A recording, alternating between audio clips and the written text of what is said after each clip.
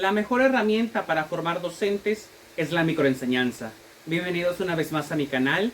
Mi nombre es Emanuel Martínez Estrada y hoy les presentaré los microelementos de la práctica docente, los cuales contiene los cambios de estímulo, el formular preguntas, el control grupal, la actitud docente y el clima de aprendizaje.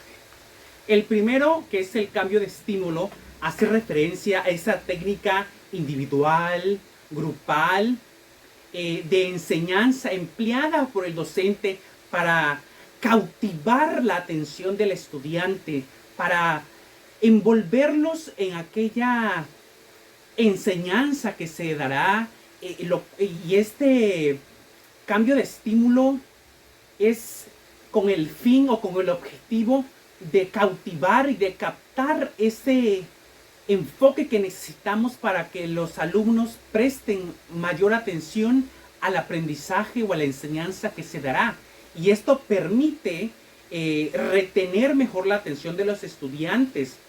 Con ello, pues se favorece el aprendizaje porque el alumno nos esté escuchando. Y no es lo mismo que nos esté oyendo a que nos esté escuchando, porque el oír solamente es el que esté utilizando el sentido del oído, y el escuchar es cuando existen otras funciones cognitivas entran en juego, tales como el recordar, el pensar y el razonar. Entonces, el cautivar a través de esos cambios de estímulos es para que nuestros alumnos pues nos escuchen y no nos oigan solamente.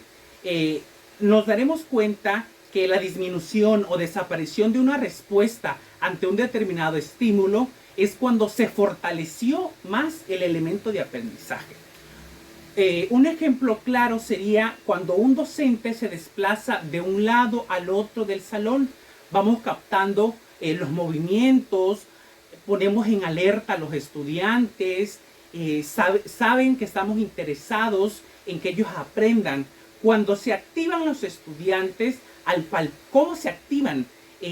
Podemos que los estudiantes palpen, que se pongan a imaginar. Les podemos decir que imaginen un oso, que imaginen el bosque. Los podemos sentar, que inhalen, que exhalen. Hay que relajarlos para que esos estímulos vayan cambiando. Cuando hay un buen lenguaje verbal y corporal, estos cambios o este aprendizaje se vuelve magnífico.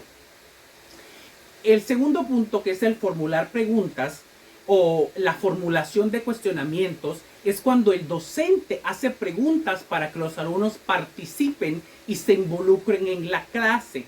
Y existen dos tipos de cuestionamientos: el de la categoría reflexiva y de categoría baja, que nos permite que el de la categoría baja solamente nos permite que el alumno pues nos conteste con monosílabas, como un sí y como un no. Pero este ejemplo, ¿cuáles son los ejemplos claros de estos dos cuestionamientos? Es, por ejemplo, ¿qué tipo de pensamientos y acciones deberíamos tener para hacer de la Tierra un mejor lugar para vivir? Este es un cuestionamiento reflexivo, porque el alumno tiene que reflexionar cuáles son sus pensamientos y cuáles son las acciones que debe de tener para que la Tierra sea un mejor lugar para vivir. Pero en un cuestionamiento de categoría baja es: ¿has hecho algún pensamiento o acción para hacer que la Tierra sea un mejor lugar para vivir? Aquí es donde el estudiante solamente puede contestar sí o no. Entonces, esas son las dos grandes diferencias entre estos cuestionamientos o esta formulación de preguntas. El tercer punto es el control grupal. Y el control grupal no es más que la disciplina del grupo, y esto es sumamente importante, ya que debe de ser controlado con un sistema jerarquizado, tal vez por normas que el docente debe de tener. comprobados científicamente y no de la forma tradicional de impartir castigos, porque estamos en el siglo XXI, en la era de la colectividad, donde se manejan a las masas por el respeto y no por el miedo. Un ejemplo claro sería cuando tenemos dos docentes diferentes. El primero es aquel docente que sabemos que nos quiere enseñar, que sabe de la asignatura que nos está dando y nos vamos de lleno con él. Asistimos a todas sus clases, respondemos cuando nos pregunta. ¿Qué otra cosa? Somos muy participativos. Sin en cambio, cuando le tenemos miedo a un docente, solamente entramos a su clase porque, para que no nos baje puntos, para que nos ponga asistencia, para pasar de panzazo. Aunque el maestro no sepa de la clase o no sepa de la asignatura, pero pues ahí vamos a estar por miedo a reprobar esa materia, lo cual pues no es no tiene ningún beneficio para ninguna de las dos partes. El cuarto punto es la actitud docente. El docente es una guía, un colaborador y un facilitador en el proceso de aprendizaje, quien debe partir de los conocimientos previos, los intereses y las experiencias para estimular a los estudiantes, para que lo vean como un ejemplo. A veces algunas actitudes docentes nos dejan una huella en nosotros mismos. No debemos de olvidar la importancia de las expresiones, los ejemplos, las actitudes, los comportamientos, ya que estos son de mayor influencia para el proceso de aprendizaje en los estudiantes. Aquí en esta actitud docente nos debemos de preguntar, ¿qué debe hacer el docente? El docente debe de estar dispuesto al cambio, a la transformación constante y al mejoramiento continuo del proceso de enseñanza. El maestro debe manejar la incertidumbre y estar dispuesto al devenir de los conocimientos. El maestro debe de estar a la vanguardia. Debemos de ser maestros del ayer enseñando a los alumnos del mañana.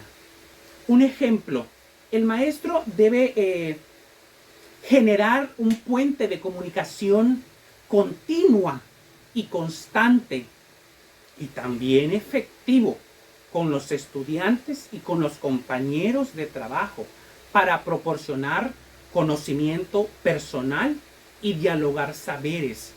Cuando estamos con un maestro amable o con un maestro con una actitud muy favorable, la clase se hace muy amena porque el maestro es capaz de insertar esta enseñanza a través de sus vivencias, a través de sus actitudes, a través de cómo se sintió él al realizar tal actividad y cómo nos las va a enseñar a nosotros para que la realicemos de una mejor manera.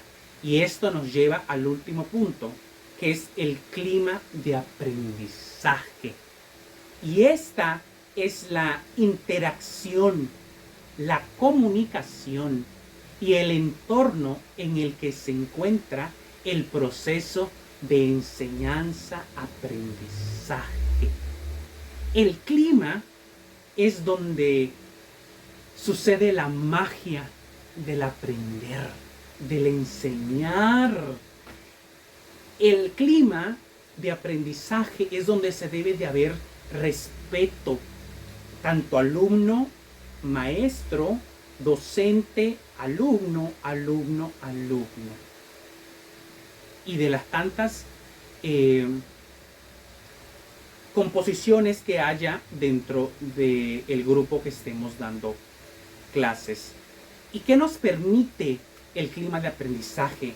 Nos permite prevalecer la armonía, la confianza, la seguridad, el respeto, para que los educandos tengan la libertad y puedan expresarse de una manera tan autónoma, tan innata, tan espontánea, que no tengan miedo, que sean libres porque se les dio seguridad y libertad. Y conforme a cómo se vaya respondiendo, nosotros como docentes sabremos guiar el aprendizaje, porque somos unas guías. No le diremos que está mal si la respuesta es equívoca, sino lo guiaremos por un camino diferente, pero a lo correcto. Un ejemplo muy claro es cuando en el clima de aprendizaje sano se encuentra el docente democrático, que guía, que transforma, como lo que les venía diciendo, que sabe guiar por esas veredas confusas y las vuelve rectas. Pero un clima de aprendizaje enfermo puede ser cuando encontramos a un docente autoritario, y esto no implica un mal carácter o un reglamento en mano, sino tal vez es cuando un maestro marca criterios muy claros, muy precisos, muy concisos, y no deja que el alumno se desenvuelva, se desarrolle a como él quiere, sino es tal cual es. Y no creo que estemos en esa época. Hay que ser un poco democrático y no tan autoritario con los jóvenes del hoy. Hay que dejar que se desenvuelvan para que se puedan defender de las infinidades de actividades, de problemas que existen y que se les van a presentar a lo largo de la vida. Gracias por verme y escucharme una vez más. Hasta la próxima.